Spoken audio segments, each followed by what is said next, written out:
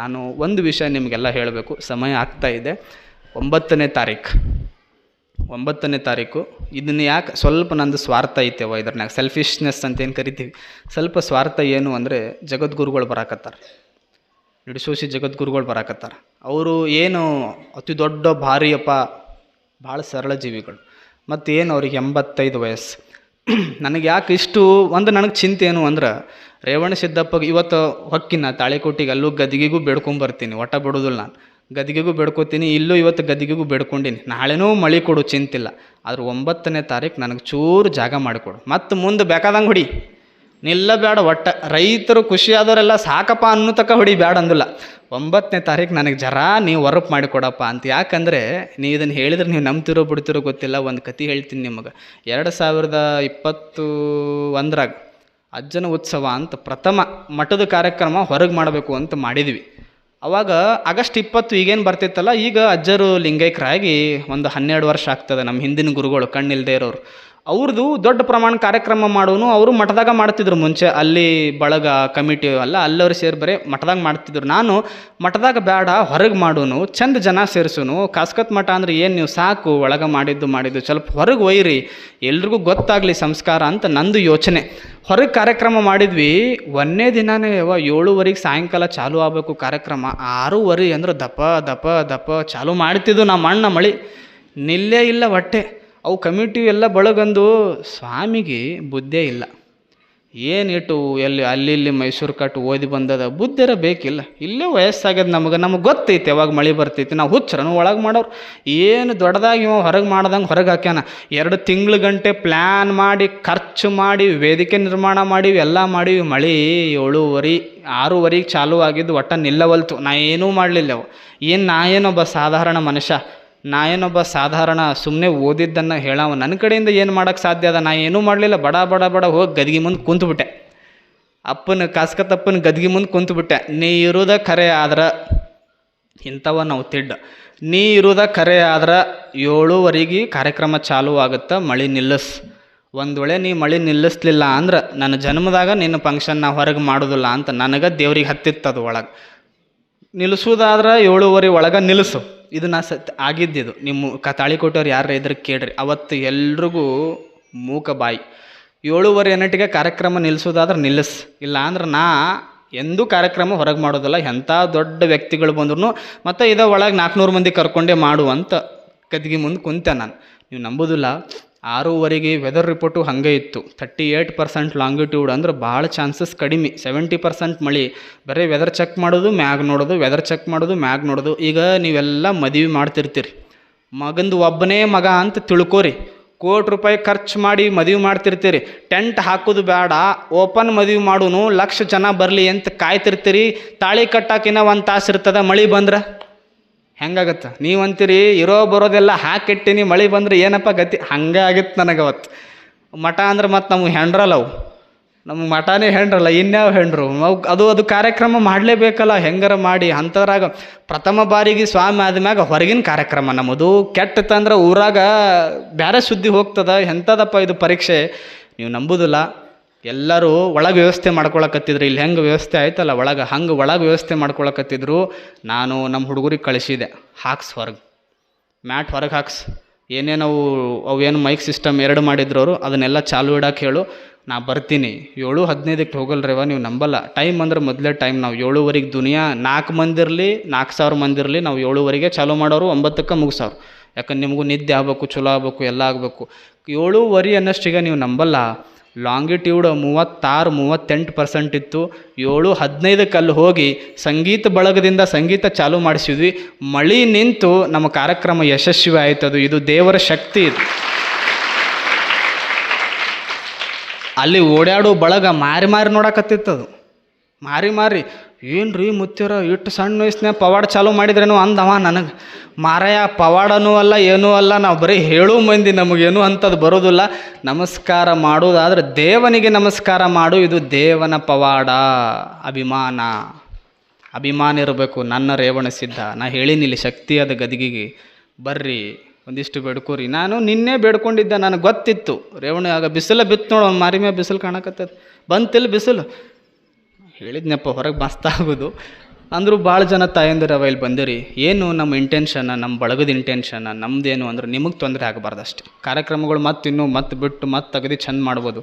ಪಾಪ ನೀವೆಲ್ಲ ಬಂದಿರ್ತೀರಿ. ನಿನ್ನೆ ಮಳೆಯಲ್ಲಿ ನಾನು ನೋಡಿದೆ, ಎಷ್ಟೋ ತಾಯಂದಿರು ನೆನೆಸ್ಕೊಂಡು ಹೋದ್ರಿ, ತೊಳಸ್ಕೊಂಡು ಹೋದ್ರಿ. ನಿಮಗೆ ತೊಂದರೆಯಾಗಿ ನಾವು ದೊಡ್ಡ ಕಾರ್ಯಕ್ರಮ ಮಾಡಿದ್ರೆ ನಮಗೆ ಯಾವ ಯಶಸ್ಸು ಸಲ್ಲೋದಿಲ್ಲ. ನೀವು ಆರಾಮಾಗಿ ನಕ್ಕೊಂತ ಮನೆಗೆ ಹೋದಾಗ ಕಮಿಟಿ ನಮಗೆ ಯಶಸ್ಸು ಸಿಗಲಿಕ್ಕೆ ಸಾಧ್ಯ. ನೀವು ಆರಾಮಿದ್ರನ ಸ್ವಾಮಿ, ನೀವು ಆರಾಮಿದ್ರೇ ದೇವಸ್ಥಾನ ಅಂತ ಉತ್ತರ ಇಟ್ಕೊಂಡು 9ನೇ ತಾರೀಕು ಅವರು ಬೆಳಗ್ಗೆ 6:30 ಬೇಡ 7 ಗಂಟೆಗೆ ಜಗದ್ಗುರು ಮಹಾಸನ್ನಿಧಿಯವ್ರು ಬರ್ತಾರೆ. ಎದಕ್ಕೆ ನಾ ಇದನ್ನು ಒತ್ತಿ ಹೇಳಕತ್ತೀನಿ ಅಂದ್ರೆ,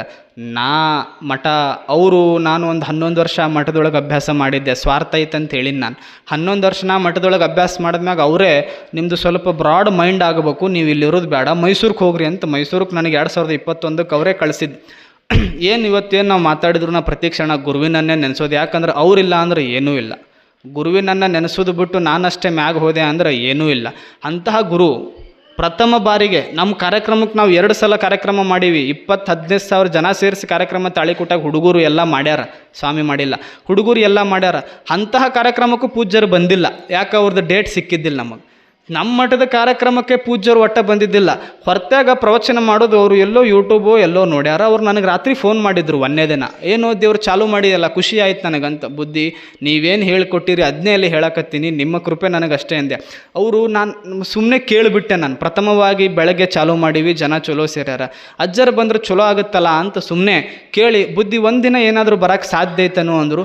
ಅವ್ರು 10 ನಿಮಿಷನಾಗ ನಿನಗೆ ಫೋನ್ ಮಾಡ್ತೀನಿ ಅಂತ ಹೇಳಿ 9ನೇ ತಾರೀಕು ಬೆಳಗ್ಗೆ ಖಾಲಿ ಇದ್ದೀನಪ್ಪ, ನಾ ಮತ್ತು 9:30 ಬಾಗಲಕೋಟೆ ಕಾರ್ಯಕ್ರಮಕ್ಕೆ ಹೋಗಬೇಕು, ನಿಂದು ಬೆಳಗ್ಗೆ 6:30 ನಾ 7 ಬೇಡ 6:50 ಇರ್ತೀನಿ, ನಾ ಬರ್ತೀನಿ ಅಂತ ಪೂಜ್ಯರು ಹೊರತಿ ಗ್ರಾಮಕ್ಕೆ ಒಪ್ಕೊಂಡಾರ ಬರಕ್ಕೆ.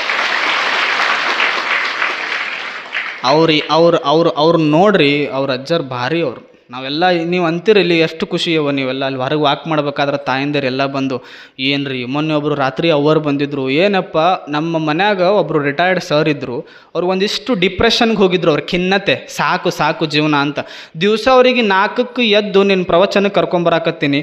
ಅವ್ರಿಗೇನೋ ಒಂದು ಸಮಾಧಾನ ಅನ್ಸಕತ್ತೈತಿ. ಅವ್ರ ಸಂಬಂಧ ಆದರೂ ನನಗೆ ಸಮಾಧಾನ ಅನ್ಸಕತ್ತೈತಿ, ಸಾಕಪ್ಪ ಅಂತ ಕೇಳಿದ್ರಲ್ಲ. ಒಬ್ಬ ಖಿನ್ನತೆ ಒಳಗಾದ ವ್ಯಕ್ತಿ ಯಾರೋ ನನ್ನಿಂದ ಅಲ್ಲ ಯಾರೋ ಒಬ್ಬ ಸ್ವಾಮಿಯ ಪ್ರವಚನದಿಂದ ಪ್ರೀತಿ ಮಾರ್ಗಕ್ಕೆ ಬರ್ತಾನಂದ್ರೆ ಇದೇ ಬದಲಾವಣೆ. ಇದಕ್ಕಿಂತ ಬದಲಾವಣೆ ಬೇರೆ ಬೇಡ. ಇಷ್ಟು ಹೇಳಿರವ ತಾಯಂದರೆ, ನಂದು ಸ್ವಾರ್ಥ ಈಗ ಹೇಳ್ತೀನಿ ನೋಡೋಣ. ಇಷ್ಟೊತ್ತು ಹೇಳಿದ್ದದು ಕತಿ, ಈಗ ಸ್ವಾರ್ಥ ಹೇಳ್ತೀನಿ ನೋಡು. 9ನೇ ತಾರೀಕು ಮಳೆ ಬಂದ್ರೆ ಅದು ದೇವನಿಚ್ಛೆ. ಮಳೆ ಬರಲಿಲ್ಲ ಅಂದ್ರೆ ಯವ್ವ ಹೇಳಿದ್ನಲ್ಲ, ಶಾಪಿಂಗ್ ಹೆಂಗೆ 10 ಮಂದಿನ ಕರ್ಕೊಂಡು ಹೋಗಿರಲ್ಲ, ಮಾರ್ಕೆಟ್ ಓಪನ್ ಆಗ್ಯದ ನಡಿ, ಒಬ್ಬರು ಹೋಗಿರಿ ನೀವೆಂದ್ರೆ ಕಾಯಿಪಲ್ಯ ತರಕ್ಕೆ ನೀವು ಒಬ್ಬರ ಹೋದ್ರಿ ಅಂದ್ರೆ ಆಣಿ ಮಾಡ್ತೀನಿ ನಾನಿಲ್ಲ. ಒಬ್ಬರ ಹೋಗಕ್ಕೆ ಸಾಧ್ಯನೇ ಇಲ್ಲ. ನಮ್ಮ ಬಳಗೆಲ್ಲ ಬರ್ತೈತಿ, ಹಳ್ಳಿಯಿಂದ ಬರ್ತೈತಿ, 40-50 ಕಿಲೋಮೀಟ್ರಿಂದ ಮಂದಿ ಬರ್ತೈತಿ. ಬಾಗೇವಾಡಿಯವ್ರು ಇವತ್ತು ಬಂದಾರ, ಗುತ್ಯಾಳ ಇನ್ನೊಂದು ಯಾವ ಊರದವ್ರು ಬಂದಾರ, ಗದ್ಯಾಳದವ್ರು ಬಂದಾರ. ಅಷ್ಟು ದೂರದವರೆಲ್ಲ ಇವತ್ತು ಪ್ರವಚನಕ್ಕೆ ಬಂದಾರ. ಪಾಪ ಅಷ್ಟು ದೂರದವರೇ ಬಂದಾರ ಅಂದಮ್ಯಾಗ ಮತ್ತು ನಾವೇನು ಮಾಡ್ಬೇಕವ್ವ? ಈಗ ಯಾವ್ಯಾವ ಬಂದಿಲ್ಲಲ್ಲ ಅವು ಇರ್ತಾವೆ. ಏನು ಕೇಳೋದು ಬಿಡೋ ಮಾರ, ಪ್ರವಚನ ಕೇಳಿದ್ರು ಆಟೆ ಐತಿ. ಅವು ಎದಕ್ಕೆ ನೆಶಿನ್ಯಾಗ ಪ್ರವಚನಕ್ಕೆ ಬರೋದಿಲ್ಲ ಅಂದರೆ, ನಿನ್ನೆ ಧಾರಾವಾಹಿ ಮಿಸ್ ಆಗಿದ್ದು ನೆಶಿನ್ಯಾಗ ರೀಕಾಸ್ಟ್ ಆಗ್ತಿರ್ತದ. ನಿನ್ನೆ ಧಾರಾವಾಹಿ ಬೆಳಗ್ಗೆ 6ಕ್ಕೆ ಚಾಲು ಆಯಿತು ಅಂದ್ರೆ 9 ತನಕ ನಿನ್ನೆ ಧಾರಾವಾಹಿ ಹೊಳ್ಳಿ ಟೆಲಿಕಾಸ್ಟ್ ಆಗ್ತಿರ್ತದ. ಅದು ಮಿಸ್ ಆದ್ರೆ ಕತಿ ನಿಲ್ತದ. ಸ್ವಾಮಿದೇನು 15 ದಿನ ಕತಿ, ಧಾರಾವಾಹಿ ಮುಗಿಲಾರ್ದ ಕತಿ, ಅದನ್ನು ನೋಡ್ಬೇಕಲ್ಲ ನಾವು ಅಂತ ಇರ್ತೈತಿ. ಆ ಬಳಗಕ್ಕೆ ಹೆಂಗಿದ್ರು ಯಾವ ಶನಿವಾರ ಐತೆ ಅವತ್ತು 9 ಶನಿವಾರ ಧಾರಾವಾಹಿ ಇರ್ತಾವಂದ್ರೆ ಇನ್ನು ಏನೂ ಮಾಡೋಕ್ಕಾಗೋದಿಲ್ಲ. ಶನಿವಾರ ಐತಿ, ಬೆಳಗ್ಗೆ ಎಷ್ಟು ಸಾಧ್ಯ ಅಷ್ಟು ತಾಯಂದಿರು ನೀವೆಲ್ಲರೂ ಪೂಜ್ಯರಿಗೆ ಖುಷಿಯಾಗಬೇಕು, ಅವರು ಸಂತೃಪ್ತಿ ಪಡಬೇಕು. ಆ ತೃಪ್ತಿಯಲ್ಲಿ ನನಗೇನು ಅವ್ರಿಗೊಂದಿಷ್ಟು ಈಗ ಮಠದ ಕೆಲಸಗಳು ಒಂದಿಷ್ಟು ತೊಂದರೆಗಳದಾವೆ. ಆ ಮಠದ ಕೆಲಸ ತೊಂದರೆಗಳು ಬಿಟ್ಟರು ಅವ್ರಿಗೆ ಖುಷಿಯಾಗೋದೇನು ಅಂದ್ರೆ, ನಾ ತಯಾರು ಮಾಡಿದ್ದೊಬ್ಬ ಸಣ್ಣ ಹುಡುಗ ಇಷ್ಟು ಚಲೋ ತಯಾರಾಗನಲ್ಲ ಅಂತ ಅವ್ರಿಗೆ ಅಭಿಮಾನ. ಮತ್ತು ಹೊರತಿ ಗ್ರಾಮದ ಮ್ಯಾಗ ಅವ್ರಿಗೆ ಭಾಳ ಅಭಿಮಾನ ಐತಿ. ಮೊನ್ನೆ ಇಲ್ಲೊಂದು ಕಾರ್ಯಕ್ರಮಕ್ಕೆ ಬಂದಾಗ ನಿಮ್ಮ ಊರು ನೋಡ್ಯಾರ, ಅವ್ರಿಗೆ ಭಾಳಷ್ಟು ನಿಮ್ಮ ಮೇಲೆ ಅಭಿಮಾನ ಐತಿ. ನಾಳೆ ನಾ 2 ದಿನ ಮುಂಚೆ ಯಾಕೆ ಹೇಳಕತ್ತೀನಿ ಅಂದ್ರೆ, ಯವ್ವ ನೀವು ಅನ್ನೋರು ಹಿಂದಿನ ದಿನ ಹೇಳಿರಿ, ಮರುದಿನ ನಮ್ಮ ಮಂದಿ ಕಿತ್ತುದಿಲ್ಲ ಅಂತೀರಂತಂದು 2 ದಿನ ಮುಂಚೆನೇ ಚಾಲೂ ಮಾಡಿನ. ನಾಳೆನೂ ಇದನ್ನೇ ಹೇಳವನ, ನನ್ನ ಸ್ವಾರ್ಥ ಐತಂತ ಹೇಳಿನಿಲ್ಲ, ನಾ ಏನೂ ಬಯಸೋದಿಲ್ಲ. ನನಗೆ ನೀವು ಅನ್ಬೋದೇವ, ನನಗೆ ಕಾಣಿಕೆ ಕೊಡೋಕೆ ಬಂದಿದ್ರು ಮೊನ್ನೆ ಅವರು, ಯಪ್ಪ ತೊಗೋರಿ 100 ರೂಪಾಯಿ 200 ರೂಪಾಯಿ ತೊಗೋರಿ ಅಂತ. ನಾ ಕಾಣಿಕೆ ಎಂದೂ ಮುಟ್ಟೋದಿಲ್ಲ. ನಾ ಸಂಕಲ್ಪ ಮಾಡಿ ನಾ ಎಂದೂ ಕಾಣಿಕೆ ಮುಟ್ಟೋದಿಲ್ಲ. ನಾ ಎಂದೂ ಏನು ಮುಟ್ಟಿಸ್ಕೊಂಡು ನಮಸ್ಕಾರ ಮಾಡೋದು ಒಟ್ಟ ಇಲ್ಲ. ನನ್ನ ಬಗ್ಗೆ ನಾ ಹೇಳ್ಕೊಳಕತ್ತಿಲ್ಲ. ಬಂಗಾರ ಹಾಕ್ಕೋಬೇಕು, ದೊಡ್ಡ ಕಾರ್ನ್ಯಾಗ ಮೆರಿಬೇಕು, ದೊಡ್ಡ ಸಿಂಹ ಏನೂ ಇಲ್ಲ. ನನಗೆ ಆರಾಮದೀನಿ. ನಮ್ಮ ಹುಡುಗರ ಜೊತೆ ಆಟ ಆಡು, ನಿಮ್ಮ ಜೊತೆ ಚಂದ ಮಾತಾಡು, ಚಲೋ ಒಂದಿಷ್ಟು ಓದು, ಅದನ್ನು ನಿಮಗೆ ಹೇಳೋದು ಮಠದ ಒಂದು ದೊಡ್ಡ ಕನಸೈತಿ. 20 ವರ್ಷ ಮುಂದೆ ಏನು ಮಾಡ್ಬೇಕು ಅದನ್ನು ತಾವೆಲ್ಲ ನೋಡ್ತೀರಿ, ನಾ ಹೇಳಕ್ಕೆ ಹೋಗೋದಿಲ್ಲ.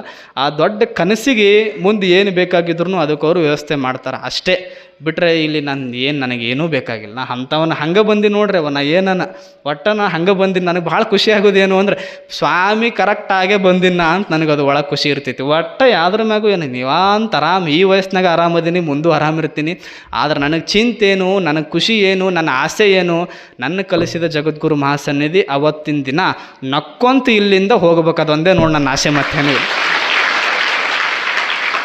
ಅದಕ್ಕೆ ನೀವೇನು ಮಾಡ್ತಿರೋ ಬಿಡ್ತಿರೋ ಗೊತ್ತಿಲ್ಲ. Today is the date. ಎಷ್ಟು? ಇವತ್ತು 7-8-9ನೇ ತಾರೀಕು ಅಜ್ಜರು ಬರ್ತಾರೆವ.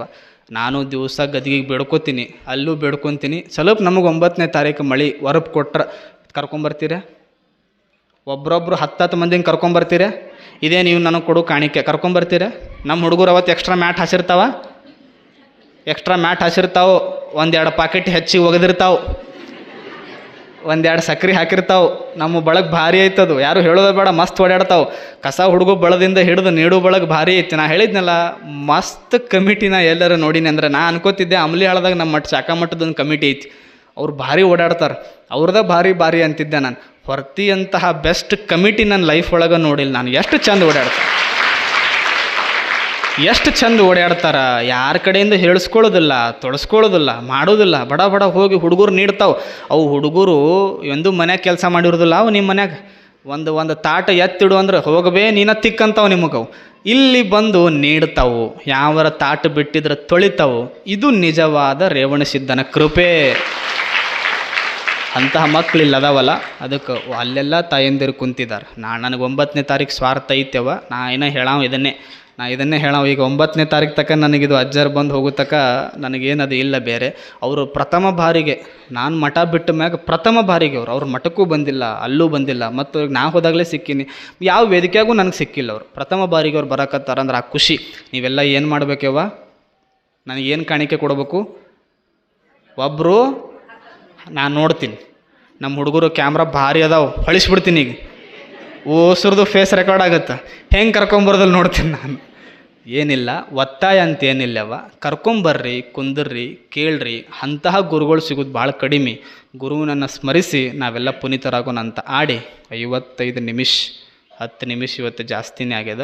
ಎದಕ್ಕೆ ಜಾಸ್ತಿ ಆಗ್ಯದ ಅಂದ್ರೆ ನನ್ನ ಸ್ವಾರ್ಥ ಇತ್ತು, ಅದಕ್ಕೆ ಜಾಸ್ತಿ ಆಗ್ಯದ.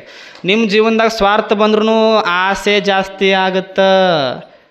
ಆಸೆ ಜಾಸ್ತಿ ಆದಾಗ ಸ್ವಾರ್ಥ ಬಂದ್ರೆ ಆಸೆ ಜಾಸ್ತಿ ಆಗ್ತದೆ. ಸ್ವಾರ್ಥ ಬಿಟ್ಟುಬಿಟ್ರೆ 45 ನಿಮಿಷಕ್ಕೆ ಎಲ್ಲ ಮುಗಿತದ. ನಾನು ಮಾತು ಮುಗಿಸ್ತೀನಿ. ಶರಣಾರ್ಥ.